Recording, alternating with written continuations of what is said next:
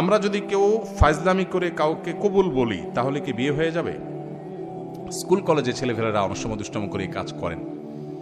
দেখুন, সালাতুন জিদ্দুহুন্না জিদ্দুন ওয়া হাজলুহুন্না জিদ্দুন, নবী সাল্লাল্লাহু আলাইহি ওয়াসাল্লাম বলেছেন তিনটা কাজ হাসতে হাসতে করলে যা হবে সিরিয়াসলি করলেও তা হবে। এর ভিতরে একটা হলো বিয়ে।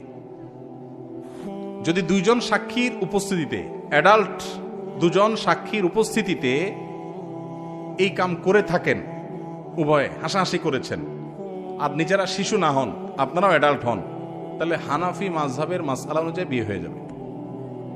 বলবেন হুজুর মোহরটা ঠিক হই নাই, মোহর অটোমেটিক সেট হয়ে যাবে, কিন্তু বিয়ে হয়ে যাবে। খুব জটিল। এখন অনেক সময় আমরা ফাজলামি করি, এখন কেউ নাটক সিনেমাতে অভিনয় করার জন্য করছে, সেটাও যদি দুজন সাক্ষীর সামনে করে, ওই ব্যাকল জানে না, যদি আবিয়াত্ত হয়ে থাকে বিয়ে হয়ে যাবে, আর যদি বিবাহিত হয় তাহলে তার কোনো উপায় নেই।